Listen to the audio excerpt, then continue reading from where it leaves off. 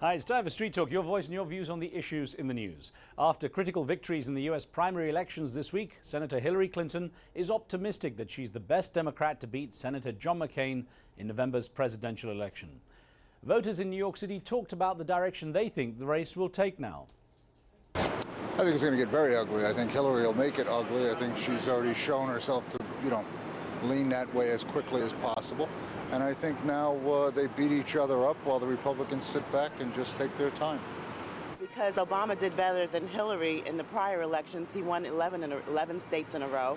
And so I'm not concerned at all. The Barack Obama campaign will pick up momentum in the days ahead. Well, eventually, Democrats want to have a Democratic president. So I think they will work together. Whoever wins the Pennsylvania have a better chance.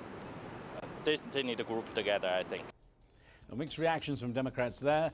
It's survived since the Stone Age, but now one ancient art form is coming under fire because of the pollution it causes.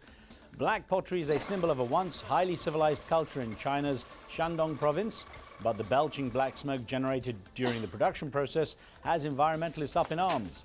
The potters are now torn between protecting the region's legacy and protecting the environment. Daniel in the US doesn't have much sympathy for the tradition.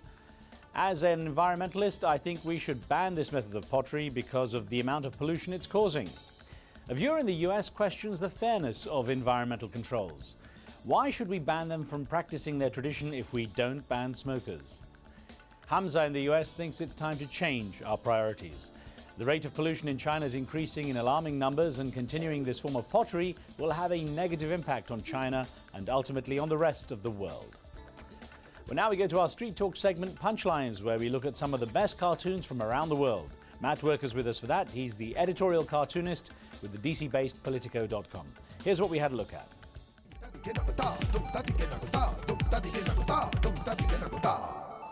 A great batch of international cartoons, international politics today, Matt. Yeah, I thought we would look at the changing of the guard that's going on right now in some places in the world, or perhaps the not changing of the guard, even though it appears to be changing. Right. The first cartoon is Reber Hansen from Sweden. Yeah, Svenska Dagbladet. Yeah. It's a beautiful cartoon talking about the Castro brothers and the passing of the torch in Cuba. Yeah, keys go from one to the other. The next one from Christo Komodnitsky in Bulgaria is interesting. It's a similar passing of the torch of sorts, or perhaps not. This is we have Putin and his heir apparent coming to sit on the throne.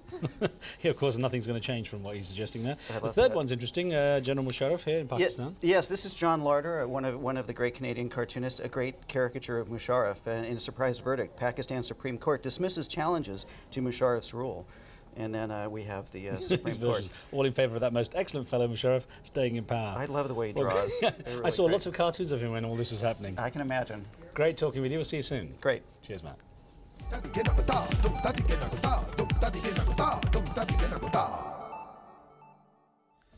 And that's it until next time. Do keep sending in your questions and comments to riz@aljazeera.net and point us to anything interesting or amusing for Street Talk. Remember, what you see here isn't necessarily the view of Al Jazeera, and some of the content's been edited, but for time and space reasons only. And that's the talk on the street.